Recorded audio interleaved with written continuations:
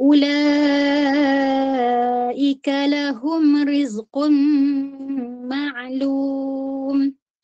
Fawakih wahum mukramun fi jannatin na'im ala sururin mutaqabilin yutafu alaihim bika'sim min ma'in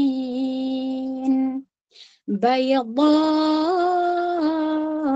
لذة للشاربين لا فيها غول ولا هم عنها ينزفون وعندهم قاصرات الطرف عين كأنهن بيض مكنون فأقبل بعضهم على بعض يتساءلون قال قائل منهم إني كان لي قرين يقول أئنك لمن المصدقين صدق الله العظيم. Okay. Best kan apabila kita berdialog dengan Al-Quran, kita seakan-akan melihat Allah sedang bercakap dengan kita secara direct kan. Allah kata apa? Okay, bermula daripada ayat 41. Mereka itu memperolehi rezeki yang sudah ditentukan. Fawakih, iaitulah buah-buahan, dan mereka orang yang dimuliakan. Di dalam syurga-syurga yang penuh kenikmatan, mereka duduk berhadap-hadapan di atas dipan-dipan. Kepada mereka diedarkan gelas yang berisi air daripada mata air syurga. Warnanya putih bersih, sedap rasanya bagi orang-orang yang minum. Tidak ada di dalamnya unsur yang memabukkan dan mereka tidak mabuk kerananya. Dan di sisi mereka ada bidadari-bidadari yang bermata indah dan membatasi pandangannya. Seakan-akan mereka adalah telur yang tersimpan dengan baik. Lalu mereka berhadap-hadapan satu sama lain sambil bercakap-cakap. Berkata salah seorang di antara mereka, sesungguhnya aku dahulu di dunia pernah mempunyai seorang teman. Mereka berkata, apakah sesungguhnya kamu termasuk orang yang membenarkan hari? Yaqulu a'inna liminal teman itu berkata, apakah sungguh kamu orang-orang yang membenarkan? Ya subhanallah. Jadi sekarang Ustazah nak buat analogi yang Allah nak bawa, maksudnya di mana kita hadap wajjahtu wajhiya lillazi fataras samawati wal ard. Nak jadi ahli syurga, Allah suruh kita tengok kalimat ini relate pada diri kita. Subhanallah. Orang yang ada rindu kan dalam hati idza dzukirallahu wajilat qulubuhum wa idza tuliyat alaihim zadatuhum imana. Ciri orang yang beriman dalam hati mereka ada cinta. Apabila disebut saja nama Allah, gementar hati sebab cinta, kan? Kita kan agak-agak gementar tak apabila disebut orang yang kita cinta? Hati kita gementar kan? Contohnya bagaimana sahabat-sahabat telah didendangkan dengan cerita orang yang pembawa tali kuda yang akan membawa Fatimah masuk ke dalam syurga. Tahukah siapa wanita tersebut? Hatinya gementar apabila dia tahu suaminya nak balik, kan? Nak balik je kat rumah, dia terus bersiap-siap diri, dia pakai wangi-wangi, pakai seksi-seksi. Sebab apa gementar? Kerana dia nampak suaminya adalah pintu syurga untuknya, kunci syurga. Bayangkan, ini sifat orang yang ada sifat namanya gementar. Gementar, rindu, cinta. Kita nak tanya setiap kali kita nak sebelum panggilan solat dilaungkan, sebelum azan berkumandang, dalam hati kita ada cinta tak pada Allah? Ada tak rasa, ya Allah nak jumpa Allah dah ni, ya Allah tak sabar-sabar dah ni nak solat ni, ya Allah kadang seronoknya, ya Allah Allah dah panggil ni, tak lama lagi Allah panggil ni, tak lama lagi Allah panggil. Berdebar-debar kan? Kalau kita tengah diinterview, tengah menunggu saat, tiba-tiba nama kita dipanggil, rasa macam dah ya Allah dah. Bayangkan Kadang-kadang orang nak pergi interview kan, bukan dia tak tahu nak jawab, tapi sibuk tanya, macam mana soalan dia macam mana. Betul tak? Resah bertanya walaupun dah tahu. Subhanallah, subhanallah, subhanallah. Nak ceritanya sifat wujilat, okay? Sifat rasa membesarkan suatu benda, lalu apabila kita membesarkan sesuatu, kita akan rasa diri kita ni kerdil. Mungkin dalam interview, kita kenal orang tu kawan kita, tapi sebab dia penginterview, betul tak? Ya Allah, macam manalah dia akan tanya soalan macam ni, betul tak? Subhanallah, gementar tu. Nah, gementar dalam hati. Jadi sekarang Allah kata, kamu tahu tak orang-orang yang Allah bakal bagi syurga kepada mereka, dia adalah apabila sebut rezeki. Ustazah nak quotekan analogi kita pada hari ini, kalimat yang utama adalah ka'annahunna baydun maknun. Mereka itu bidadari-bidadari syurga itu seolah-olah macam telur yang tersimpan indah. Okay? Telur yang tersimpan indah. Okay. Jadi apa yang bakal kamu dapat adalah hasil daripada apa yang kamu buat di atas muka bumi. Sebab tu disebut rizqun, rezeki, iaitu dalam bab kalau kita sebut rezeki lebih nampak kepada jual beli, betul sebaik-baik rezeki kamu adalah dalam bab jual beli. Maksudnya kita beri benda lain, kita dapat benda lain. Itu kita kena faham dulu. Allah nak bagi tahu kita di atas muka bumi ini sedang berjual beli dengan Allah Azza wa Jalla. Jadi apabila kita bagi sesuatu, kita dapat sesuatu. Kalau kita laburkan sesuatu yang sedikit, mana mungkin kita akan dapat benda yang banyak. Betul tak? Saya bayar ke orang RM1, tapi saya nak emas ketul. Agak-agak dapat tak? Mana mungkin lah. Betul lah rezeki, kalau kamu nak beli emas, kamu keluarkanlah duit paling tidak pun RM10,000. Kan? Paling tidak. Kamu dapatlah bentuk gelang walaupun nipis. Macam tu. Jadi cagaran. Subhanallah. Jadi sifat kepada bidadari-bidadari syurga yang akan masuk ke syurga ini, bayangkan pertama dia kena fikir dulu tentang usaha dia. Telur tak mungkin akan wujud. Agak-agak macam mana Allah sebut mereka tak ubah seperti telur. Sekarang analogi yang kita nak bawa, apa itu telur? Baydah. Okay? Semua orang pernah makan telur? Semua orang pernah guna telur? Semua sekali. Betul tak ni? Tak ada orang di sini tak kenal telur. Tapi besar kemungkinan tak semua orang perhatikan telur.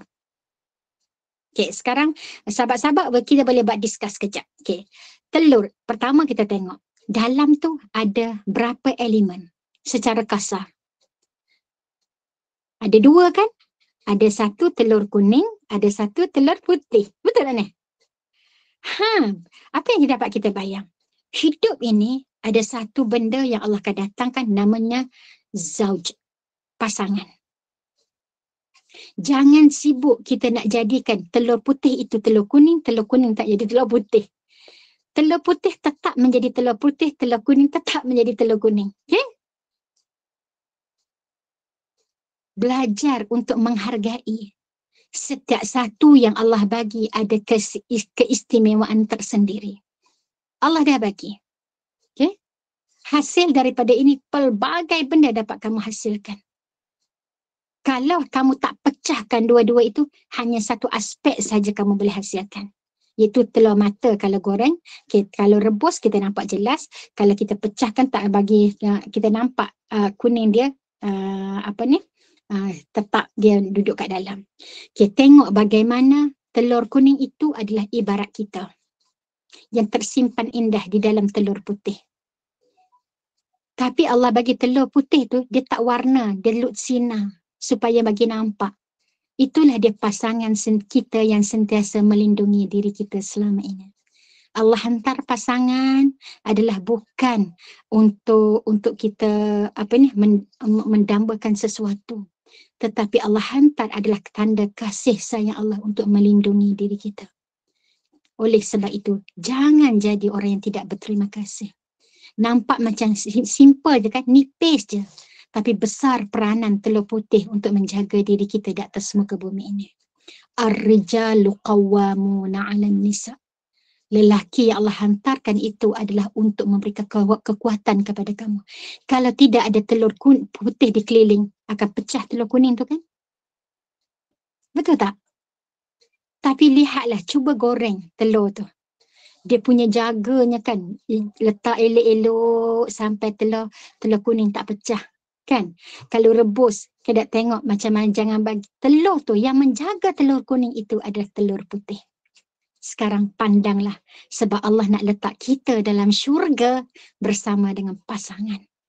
Sebagaimana rapatnya pasangan kamu dengan kamu, seperti telur, dalamnya ada rapatnya telur putih dan telur kuning. Supaya kita pandang suami kita, pasangan kita adalah kunci syurga buat kita. Jangan pandang dia manusia biasa, tapi pandanglah dia, ya Allah, anugerah daripada Allah Azza wa Jalla. Tengok telur kuning, tengok lagi telur. Allah tutup dia, Allah cover dia. Kulit dia tebal ke? Tak, nipis je telur kulit dia kan, tapi keras kan. Tapi sekali diketuk kan, pecah. Begitulah rumah tangga. Sekali ketuk kadang-kadang retak kan. Bukan benda yang senang. Bermakna faktor persekitaran yang akan membujukkan bagaimana untuk jaga kehidupan ini. Allahu Akbar. Nak jadi bidadari-bidadari syurga ni. Semua nak jadi bidadari syurga kan? Tepuk dada, tanya iman kita. Bagaimana pandangan kita kepada pasangan-pasangan kita. Allahu Akbar. Jadi perhatikan bagaimana keadaan telur. Okay? Allah buat sesuatu yang sukar untuk dijaga. Kalau orang buat BTN, kadang orang buat camp, untuk tengok betul-betul ada orang tu boleh jaga amanah. Dia takkan bagi batu, sebab batu senang nak dijaga. Tapi dia bagi apa? Dia bagi sebiji telur untuk dijaga kan? Kalau pecah, bermakna dia bukan membusukkan orang lain, tapi membusukkan diri kamu sendiri. Betul tak? Telur ni kalau pecah, busuk tak bau dia? Busuk kan, tapi makan dia sedap. Makan dia punyalah sedap kan? Tapi kalau dia pecah, habis baju kita, Tuhan je tahu betapa hanyirnya bau dia. Allahu Akbar, Allahu Akbar. Begitulah kan? Kalau kita salah pandang, kita hanya akan melihat keburukan yang dia ada pada pasangan. Hanya nampak keburukan. Tapi cuba kamu pandang dari aspek kelebihan. Wow, best lah kada buat nasi goreng Pattaya balut dengan telur. Kada buat mi lakna, okey, pecahkan dengan telur. Okey, buat kuih tiaw, kada caw kuih tiaw, pecahkan dengan telur. Kalau tak ada telur tak sedap. Kada okey. Semua benda bermula dengan telur kan? Manfaatkan telur. Buat hiasan apa-apa dengan telur. Ya Allah ya Rahman. Sedap tu kan tak? Okay. Kerana tu lapar, kalau dia sebut sedap-sedap tu maknanya dia tengah lapar tu. Tidak. Jadi bayangkan Ustazah bawa analogi ini untuk kita renung bersama. Okay? Allah nak kita jadi ahli syurga. Tapi tolong bina benda ni. Kemudian dia kata apa? Okay. Untuk rezeki maklum, kamu sendiri tahu di mana kamu. Sebab tu kita memang sangat takut. Apabila sebut dia kiamat, kita takut sebab kita tahu kita tak cukup amal. Kita tahu kita banyak dosa. Betul kan? Sebab itu Allah bagi kepada wanita-wanita, apabila suami mati, dia terpaksa kena ada iddah berkabung. Lelaki tidak ada iddah sedikit pun. Habis sahaja bercerai, terus dia boleh kahwin. Bukan setakat boleh kahwin, kan? Boleh merayap pergi merata reti. Kan? Tapi wanita dalam apabila suami mati sahaja, kita kena duduk di rumah suami tersebut dalam tempoh 4 bulan 10 hari. Berkabung, tak boleh berhias, tak boleh tunjuk-tunjuk jadi wanita gedik kan. Okay dah, nak sana nak sini kan. Untuk nak jadi janda berhias, tak boleh nak jadi janda berhias sebelum habis tempoh berkabung. Dan tak boleh nak pergi mana sini sana sini sesuka hati, nak seronok-seronok. Allah suruh kamu renung apa lagi dosa kamu, apa lagi kebaikan yang pernah ditaburkan oleh suami kamu. Sebab tu duduklah dalam rumah sehingga kamu akan merasa dunia ini sempit. Kemana kamu pergi, di sana kamu akan nampak bayangan suami kamu. Betul kan? Mungkin orang yang tak pernah kehilangan suami takkan rasa. Betul tak ni? Tapi pada orang yang pernah kematian suami, Allahu Akbar, Allahu Akbar. Hanya Allah je yang tahu. Lepas tu sahabat Ustazah kata, dia kata apa? Sama umur dengan Ustazah. Dia kata, dia kata, ujian lain, berat macam mana pun, susah macam mana pun, insya-Allah kita akan terasa jadi kecil sangat setelah kita diuji dengan ketiadaan suami. Itulah ujian yang rasanya sangat besar. Sepanjang suami hidup, ujian terbesar dalam hidup kita apabila suami nak kahwin lagi. Betul Tapi apabila ujian lepas suami tak ada, ujian terbesarnya bila suami tak ada. Pelik betul lah manusia wanita ni kan. Jadi ini benda realiti dalam hidup. Dan Allah, tengok Allah sebut. Okay? Apabila kamu dah maklum tentang apa yang kamu dapat, sekarang tanamkanlah dalam jiwa ini benar-benar nak membawa jiwa ini nak sampai kepada maqam yang tertinggi. Itu bertemu dengan Allah Azza wa Jalla kerana Allah berada, kerana Nabi berada di tempat maqaman mahmudah. Dan siapa yang nak mendapat tempat yang maqaman mahmudah, apa perlu dia buat? Dia kena mesti berakhlak dengan akhlak Rasulullah sallallahu alaihi wasallam. Bayangkan Allah menyebut dalam Al-Quran, innallaha wa malaikatahu yusalluna 'alan nabi ya ayyuhallazina amanu sallu 'alaihi wa sallimu taslima. Allah dan Rasul berselawat kepada Rasul. Siapa kita yang tak nak berselawat?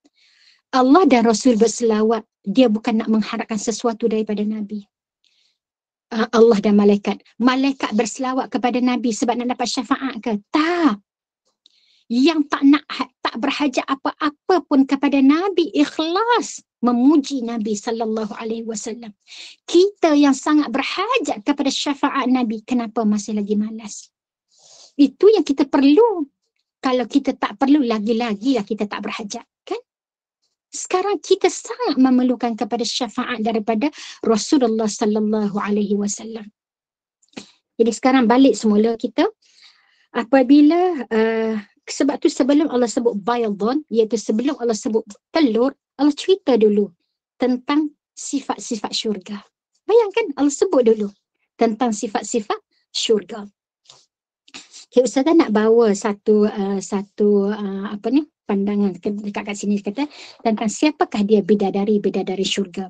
Kita pada masa musim haji, Abu Sulaiman Ad-Darani pergi ke Mekah untuk menunaikan ibadah haji dan berziarah ke makam Rasulullah sallallahu alaihi wasallam di Madinah. Dan dalam perjalanan dia berjumpa dengan seorang pemuda yang sangat cantik dan pakaiannya sangat kemas.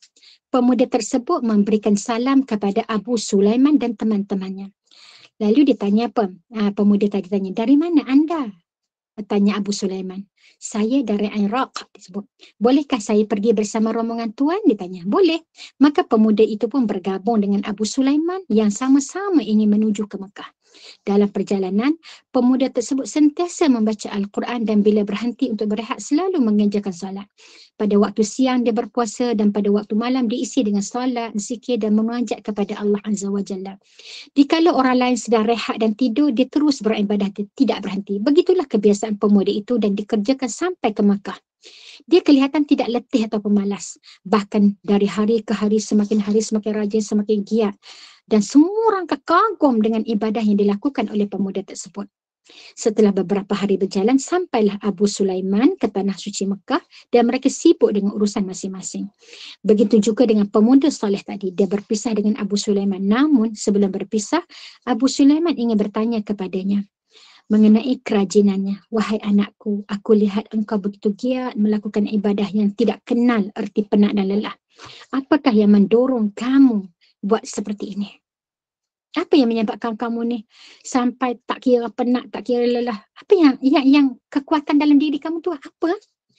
Jawab dia, wahai Abu Sulaiman, jangan mencaci aku dalam perkara ini. Sesungguhnya aku telah bermimpi.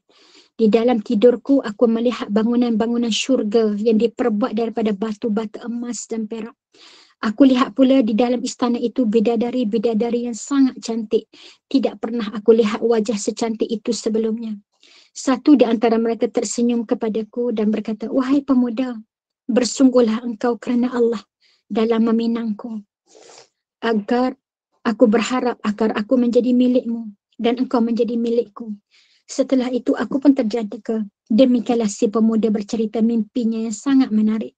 Mimpi itu pula lah yang membuatnya begitu bersungguh-sungguh, tidak pernah kenal arti lelah dalam beribadah kepada Allah. Setelah mendengar kisah itu, Abu Sulaiman menjadi tertarik dan meminta agar pemuda itu mendoakan untuk dia dan dia pun pergi. Bayangkan, maknanya orang yang dalam hatinya ada cinta kepada syurga akan menyebabkan dia akan bertungkus lumus untuk beribadah kepada Allah. Kenapa? Sebab dalam ayat ni, ulaika lahum rizqum ma'lum. Kamu dah maklum atas apa yang kamu usahakan, kamu akan dapat. Sebab tu kata ulama kan, aku sedih kepada kamu yang tahu tentang nikmat syurga tapi tak bersungguh untuk memasuki syurga.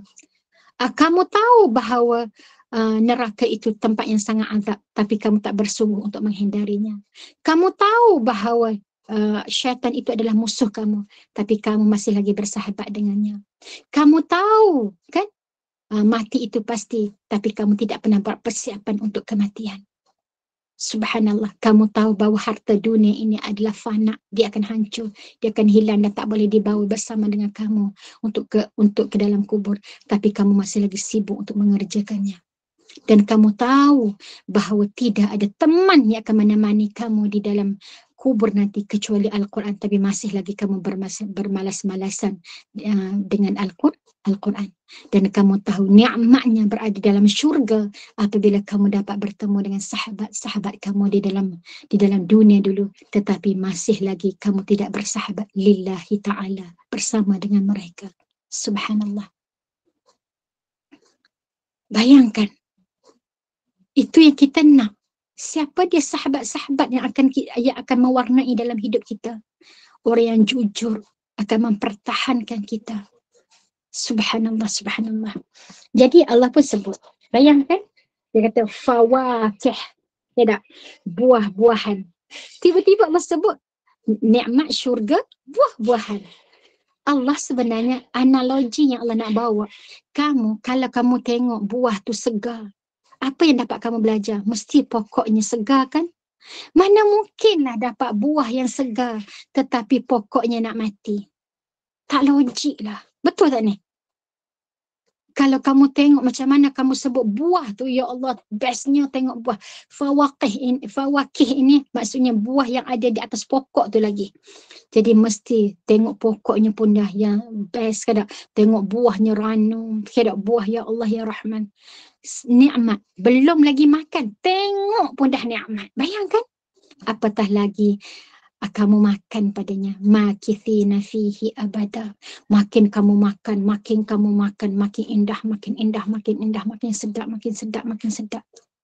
Jadi sebelum kamu nak dapat nikmat fawakih, kamu kena nikmati ini, hidup ini dalam dunia ni. Semakin kamu hidup dengan suami, semakin indah, semakin indah, semakin indah, sampai ke penghujung akhir hayat kamu. Ini benda.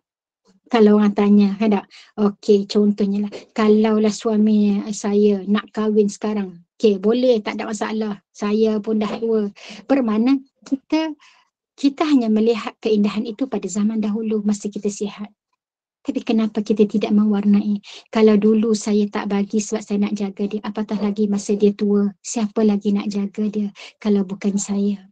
Bayangkan, itu jawapan yang perlu untuk kita warnai dalam hidup kita. Semakin hari semakin indah, semakin hari semakin indah dengan pasangan. Sebab tu Allah bagi waktu kita yang pencen, boleh bersama-sama, pergi ke masjid sama-sama, buat kerja sama-sama. Betul tak? Saling menghargai kelemahan atas kelemahan masing-masing. Fawakih. Dan kalaulah pokok tu subur, jarang orang nak tak baja. Tapi biasanya baja ini akan diletakkan pada pokok apabila kita tengok pokok tu macam, kenapa layu, baru teringat tak siram. Betul tak ni? Tapi kalau kita tengok pokok tu subur, dia tidak menjentik kepada masyarakat sekeliling untuk bagi baja pada pokok tu. Hanya orang hanya menikmati. Jadi apabila kita berada di atas muka bumi ini, apabila kita melihat satu pokok, kan tak, yang nampak tak berapa segar, tanggungjawab kita lah untuk memberikan baja agar pokok tersebut menjadi segar. Dan apabila dia mengeluarkan buah, buah itu dapat dinikmati oleh semua orang. Bukankah kita tanggungjawab kita memberikan kebahagiaan kepada semua orang? Melihat pun rasa bahagia. Maksudnya orang tengok kita pun orang bahagia. Belum lagi bersama dengan kita. Kan? Kalau orang kata, ya Allah bestnya, kan tak? Tengok pun rasa bahagia. Bayangkan. Orang tengok kita pun rasa bahagia. Jujur Ustazah kata, minta maaf cikgu. Ustazah sangat bahagia melihat cikgu. Ustazah melihat cikgu lepas satu ujian. Ya Allah bagi pada cikgu. Benar-benar untuk mengangkat martabat cikgu. Cikgu konsisten dengan apa yang cikgu kata. Cikgu nak hidup akhir hayat cikgu dengan Quran. Benar-benar Allah tunjuk. Subhanallah, subhanallah. Makasih cikgu mengajar kepada ustazah tanpa henti walaupun tanpa sedar. Subhanallah. Allahu Akbar, Allahu Akbar, Allahu Akbar. Mengenali erti. Subhanallah. Jadi, wahum mukramun, dan mereka akan dimuliakan. Apabila kita tengok pokok tu segar, orang puji pokok ke? Orang akan puji, ya Allah, pokok siapa lah ni? Mesti orang cari pada pemilik dia kan? Betul tak? Orang nak ambil buah, orang minta dengan pemilik dia. Jadi yang naik nama siapa? Yang dimuliakan siapa? Pokok tu dimuliakan ke tuan dia yang dimuliakan? Tuhan dia. Kira Allahu Akbar. Jadi inilah dia. Sebab tu kadang-kadang kenapa Allah dalam hadis Nabi, idza matat ibnu Adam, apabila mati anak Adam, kan Allah kata 3 amalan sahaja yang tidak terputus. 1, ilmu yang dimanfaatkan. Sebab apabila orang belajar ilmu, orang akan nampak, oh ni dulu dia ajar ni, kan tak? Kita akan nampak siapa yang ajar kita kan? Kita terus nampak. Mungkin sahabat-sahabat yang join dengan ustazah lah contohnya kepada setiap 5 pagi. Tengok jam 5 pagi, ada. Mungkin pada suatu saat nanti Allah dah ambil ustazah di sisi Allah. Pasti sahabat-sahabat tengok jam 5 pagi, ingat tak ustazah? Ingat. Subhanallah. Mesti ingat ustazah. Jadi apabila keadaan macam tu, nak tunjuk bagaimana ilmu yang kita manfaatkan ini dia akan terus berkekalan. Walaupun benda tu kita dah tak buat dah. Memang kita tak buat. Sebab kita dah mati. Tapi benda tu akan diingati. Akan diteruskan. Yang kedua, apabila sedekah jariah. Sedekah jariah yang kita bagi. Sahabat-sahabat bagi duit kepada tarbiyah stay contohnya. Ya Allah akan tengok, inilah dia hasil daripada duit sumbangan orang ramai. Khususnya daripada ahli kongsi tadabbur. Khususnya daripada orang-orang yang menganjurkan kuliah-kuliah bersama dengan ustazah. Orang yang buat. Sebab tanda kasih sayang sahabat-sahabat kalau nak bantu ustazah, ustazah bukan semata-mata kata okey nak minta sumbangan. Tapi buat program, buat kuliah dengan ustazah juga merupakan salah satu cara kalian membantu ustazah untuk meneruskan gerak kerja dakwah ini. Subhanallah. Jadi ini adalah hasil kita bersama. Jadi semua yang kalian infak, apa yang program kita buat, semua akan mendapat saham daripada kalian. Kan? Subhanallah. Yang ketiga, anak yang soleh. Kenapa anak yang soleh? Ini yang kita sebut tentang pokok tadi. Analogi pokok. Apabila kita tengok pokok, kan? Orang tak nampak pokok tu sangat. Memang orang puji pokok tu sedap lah buah ni. Tapi siapa? Milik dia. Tuan dia.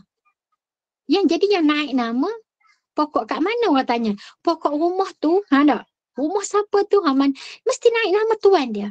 Sebab tu anak-anak yang buat kebaikan, semua kebaikan itu adalah akan dapat kepada ibu bapa dia.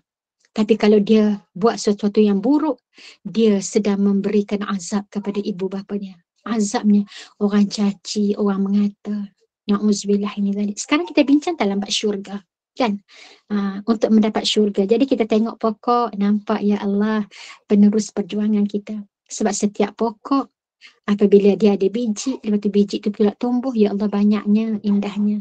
Mungkin kita rasa nampak yang untuk makan sahaja. Mungkin yang makan kita buang data sampah, lepas tu dibuang. mungkin tak jadi pokok, betul Tapi Allah punya sayang kepada kita, dia nak suruh pahala kita berpanjangan. Namanya sedekah, dia bagi suruh tupai makan. Mungkin binatang lain makan buah tersebut. Akhirnya dia pembawa dalam hutan. Lepas tu pokok pun tumbuh. Bayangkan setiap kali orang makan daripada buah yang dibawa oleh binatang-binatang tadi lalu tumbuh, pahalanya semua kita dapat pahala sedekah. Tapi dengan syarat, jangan duk kutuk binatang yang ambil tu. Ya Allah, sampai tak sempat kita nak makan buah ni. Punyalah manisnya. Kalau dah boleh pada kera, ya Allah, kita kata. Betul tak ni? Subhanallah. Tapi kita nampak tak kasihnya Allah pada kita? Kita tak nampak. Ya Allah, ya Rahman. Sebab tu Islam ajar adab kita. Adab kita macam mana? Kalau binatang lain ambil, Alhamdulillah, tak apa, itu rezeki dia. Rezeki, kita guna kalimah rezeki kan? Rezeki dia tak apa. Ada saham akhirat untuk kita. Jadi apabila dia disebut fi jannatin naim, jadi apabila buah dia akan membentuk sebagai dalam bentuk taman-taman, kebun. Ya kan? Sebab kalau satu pokok dia tak jadi kebun. Apabila disebut kebun, dia mesti banyak pokok. Hasil-hasil yang akan kita bawa. Allahu Akbar, Allahu Akbar. Jadi apabila Allah masih menyifatkan tentang ahli syurga ini, fi sururim maknun. Fi sururim mutaqabilin. Di atas katil-katil yang akan berhadap-hadapan. Siapa yang duduk atas katil selama kita atas muka bumi? Pasangan. Betul Orang yang paling kita best, nak pergi jalan-jalan, nak pergi mana-mana, adalah pasangan kita. Biasanya orang nak pergi jalan ni, orang yang tak ada pasangan baru dia ajak kawan. Betul tak ni? Tak ada pasangan baru ajak kawan. Tapi selagi ada pasangan, jom bang kita pergi bang, jom bang kita pergi bang. Subhanallah. Namun kita tahu Allah tu tahu dalam hidup ini. Sebab tu sengaja Allah bagikan ada waktu perpisahan dengan suami, isteri kan, untuk kamu mengenali sahabat-sahabat kamu. Ya, baliklah kita bagaimana apabila kamu dah duduk dalam syurga, Allah bagi tahu apa yang kita nak highlightkan dalam dunia. Semua benda dalam dunia ni pening kepala kita. Yang tu bermasalah, yang ni bermasalah. Betul tak ni? Makan mana tu, apa yang paling bermasalah ataupun yang kita minum, confirm dia akan dapat pening kepala kita. Allah tunjuk. Iaitulah arak. Memabukkan kita. Jadi Allah nak bagi tahu nanti dalam syurga kamu tidak ada lagi rasa pening-pening, rasa beban. Semua adalah satu namanya indah, indah, indah dan indah. Sebab semua berbincang tentang keindahan. Allahu Akbar. Jadi sekarang baliklah kita bagaimana Allah menyifatkan jiwa kamu, diri kamu untuk menjadi bidadari-bidadari syurga. Siapa yang tidak melayan suami-suaminya dengan baik. Bayangkan bidadari-bidadari syurga setiap hari mengutuk kita tanpa kita dengar kutukan mereka. Tak apa kalau kamu tak nak layan suami kamu, aku yang akan melayan. Bayangkan bidadari-bidadari syurga sentiasa berebut-rebut untuk mendapatkan pasangan-pasangan kita. Kenapa tidak kita berebut untuk mendapatkan dia? Subhanallah, subhanallah.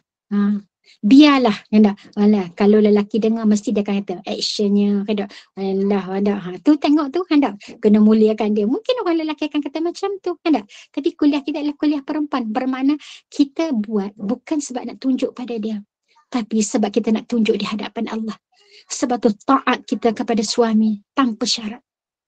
Bukan sebab dia baik dengan kita, bukan sebab dia layan kita, bukan sebab dia ada ternama, dia ada macam-macam. Tak. Kita baik kerana dengan dia. Kerana dia adalah hadiah daripada Allah untuk kita. Dan dia adalah kunci syurga buat kita.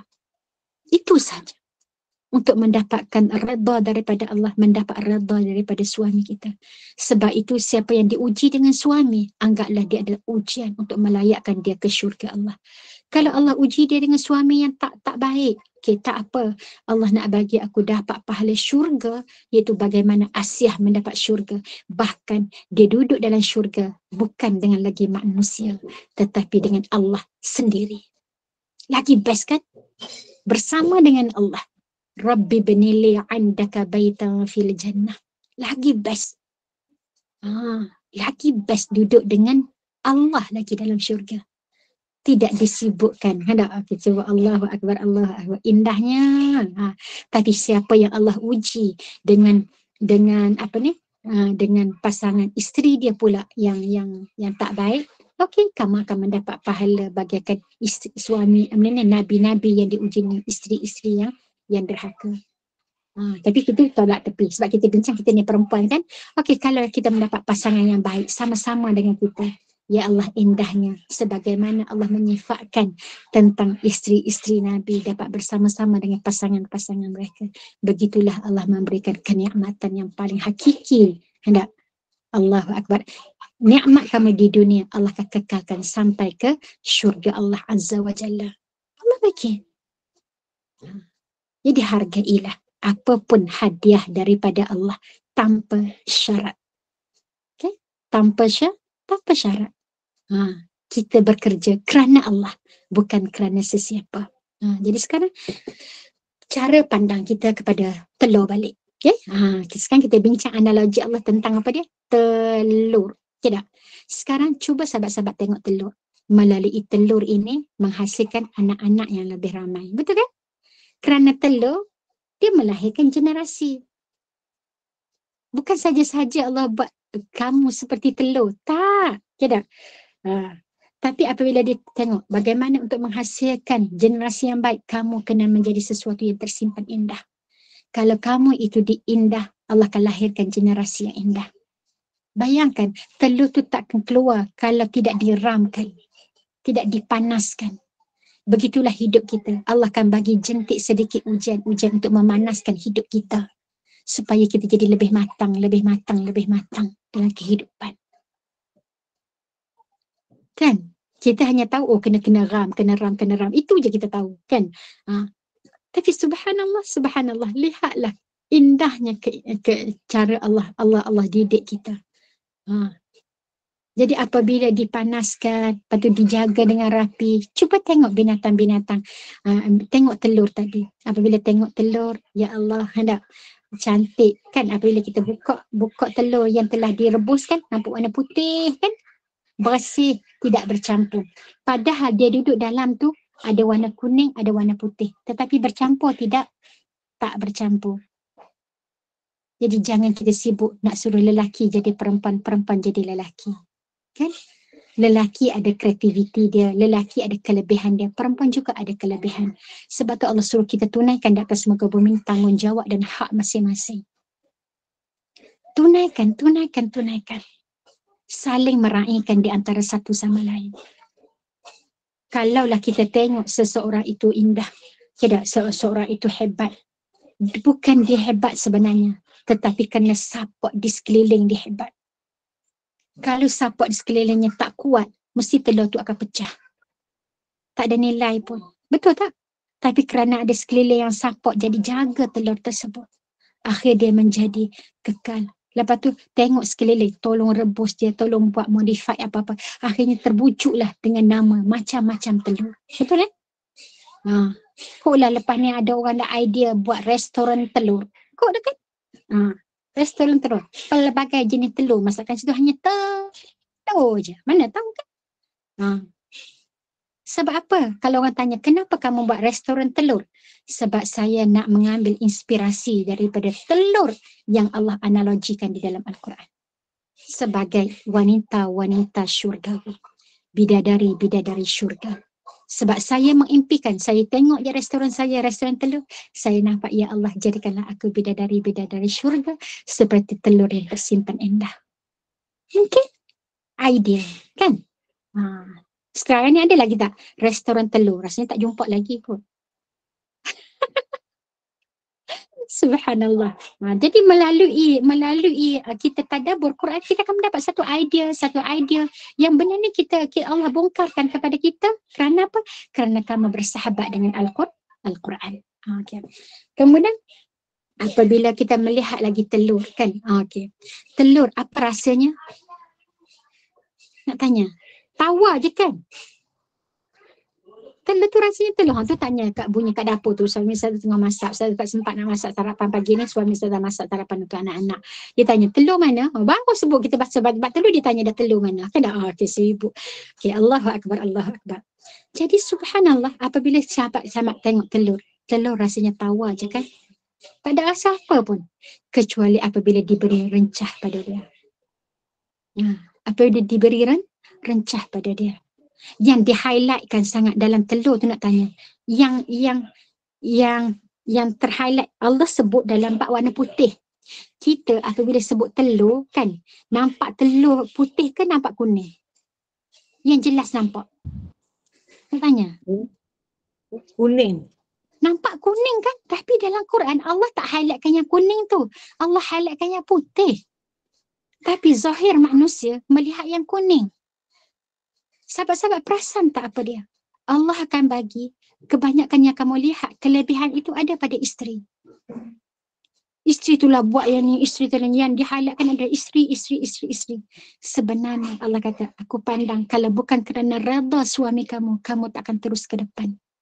Tapi kerana Allah nampak kamu yang hebat, kerana kamu mendapat sokongan yang 100%, bahkan lebih daripada 100% daripada pasangan-pasangan kamu.